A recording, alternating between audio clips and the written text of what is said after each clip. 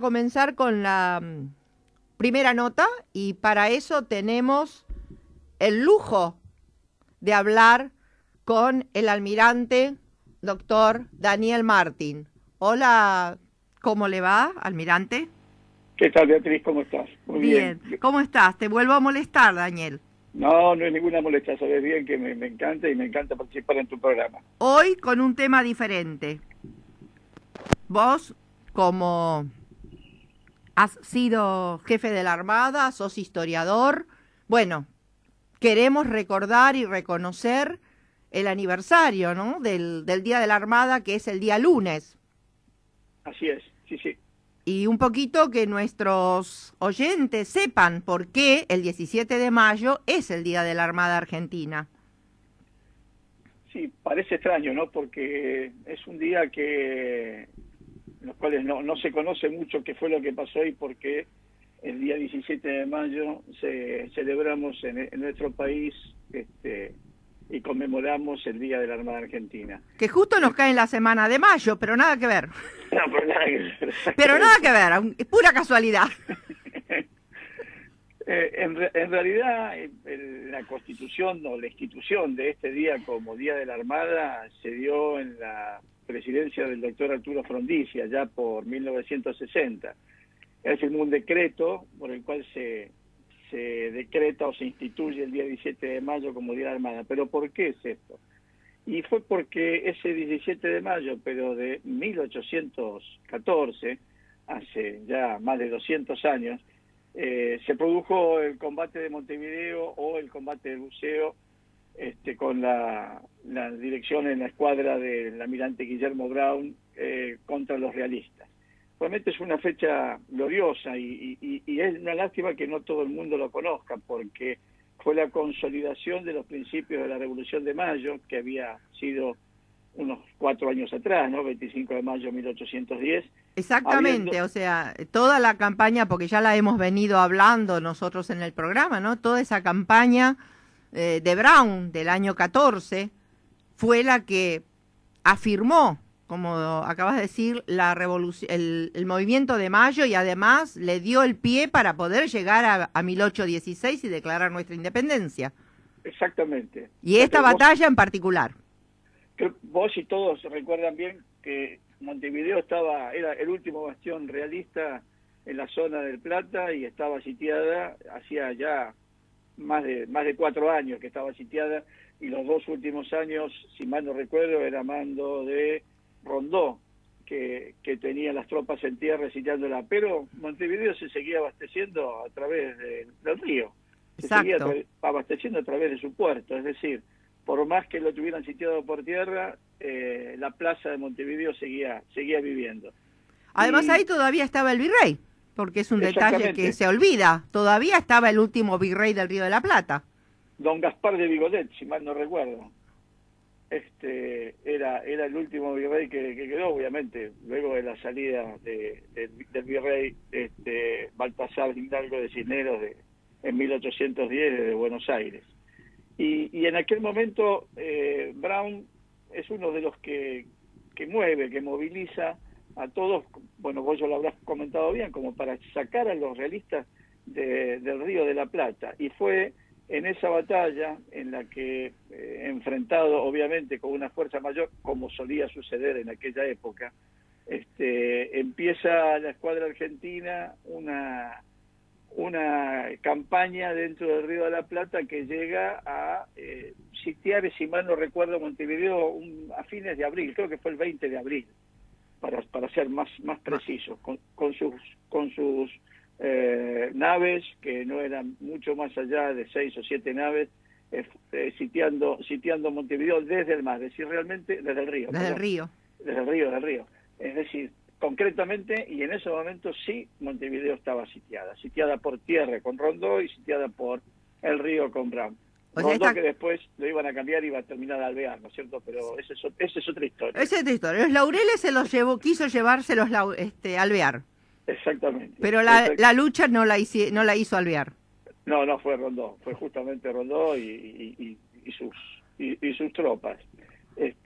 Recuerdo por lo menos de aquella época que, bueno, si ya estuvieron hablando sobre el tema de Martín García, Arroyo de la China, no vamos a entrar en esos combates iniciales, pero fueron lo que le permitió a Brown decidirse a ir sobre Montevideo porque digamos que sus espaldas estaban cubiertas. Romarate había quedado ya en la zona del río Paraná y entonces debían irse sobre Montevideo. Y ese recién se ve que los realistas no estaban muy convencidos de que podían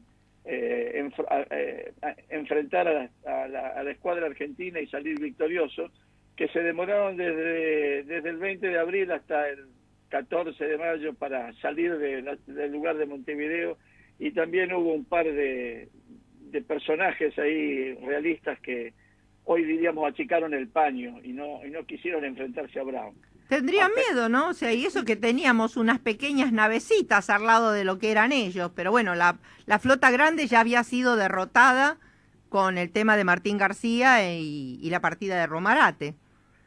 Exactamente, se había dividido esa escuadra realista habiéndolos vencido allá en el Paraná, y Martín García, que ya había quedado obviamente al mando de las tropas, argentinas, patriotas en aquel momento.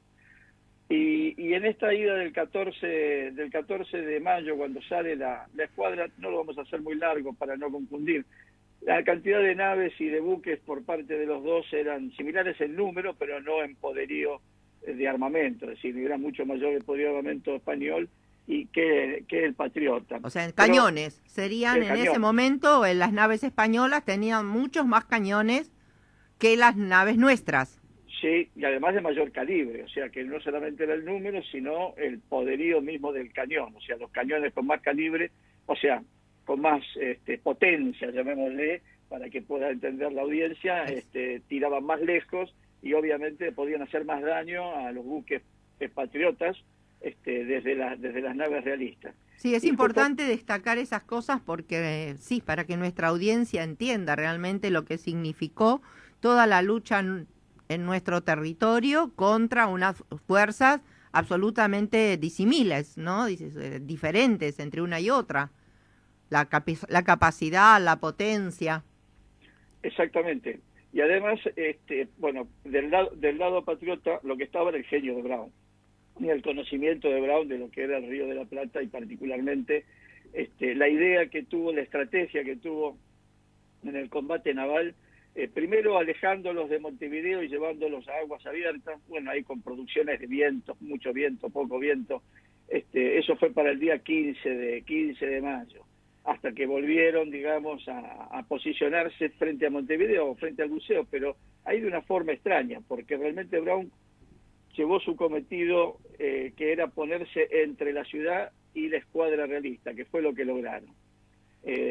En realidad eso fue terrible porque le permitió a Brown maniobrar durante los otros días, 16 y el 17 fundamentalmente, para poder vencer a la escuadra española, que además terminó persiguiéndolos, entrando en aguas de Montevideo y buscando los realistas que quedaron, las naves realistas que quedaron, tratando de buscar bajo los muros de la ciudad de Montevideo y de la fortaleza que tenían ahí, protección contra la escuadra de Brown. Claro, porque Montevideo era una fortaleza, no era un puerto abierto como el de Buenos Aires. O sea, porque eso también es para destacar, ¿no? O sea, era, además de tener un lugar diferente, naturalmente diferente, era una fortaleza. Era un fuerte bien constituido, muy claro, bien constituido. No era un puerto abierto como el de Buenos Aires. No, y además hay que entender que como los realistas que quedaban ahí no eran ciudadanos, va a sonar mal lo que voy a decir, no eran tropa de cuarta, sino era tropa de línea, tropa de primera línea, tanto los de tierra como los marinos. Exactamente, eran la fuerza española real, con todas las capacidades y las experiencias. Exactamente. Y eso lo único que les estaba faltando, que creo que fue lo principal, era la valentía, el coraje y la actitud que tenían los patriotas, que era una mezcolanza rara de nacidos en Buenos Aires, o españoles que se habían cruzado, digamos, unido a la causa de la revolución, Los extranjeros, todos los extranjeros extranjeros que fueron los primeros oficiales de nuestra Armada, ¿no? De nuestra Marina. Así es, así es. Y ellos, particularmente los capitanes de los barcos y los contramaestres que tenían cada barco, es decir, aquellos que se manejaban tanto con las velas como con las armas, aquellos que los llevaban, los mandaban, digamos, eran extranjeros que sabían de su oficio. Pero los marineros que seguían les tenían que enseñar mucho porque no tenían el oficio de marino como tenían nosotros, y mucho menos del nivel que tenían los españoles. Por eso es importante pensar que ese 17 de mayo, en los cuales se logra la rendición, de alguna manera, bueno, la rendición de la Plaza de Montevideo fue mucho después, pero la rendición de la escuadra de realista en aquel momento fue una cosa muy importante, pero no solamente para lograr la libre navegación del Río de la Plata, sino para asegurar el frente del este de lo que era la revolución en aquel momento. Es decir, eso le permitió años después, primero al general San Martín poder cruzar los Andes y sentirse protegido porque sus espaldas estaban protegidas de los realistas, ¿no es cierto? Y segundo, ir conformándose de a poco nuestro país, a pesar de las guerras internas y todo lo que hubo después a partir de ese año. Pero hay que recordar, yo creo que vos te acordás muy bien, las palabras de San Martín, que decía en aquella época que la victoria naval de Montevideo fue lo más grande que hasta ese momento había hecho la revolución.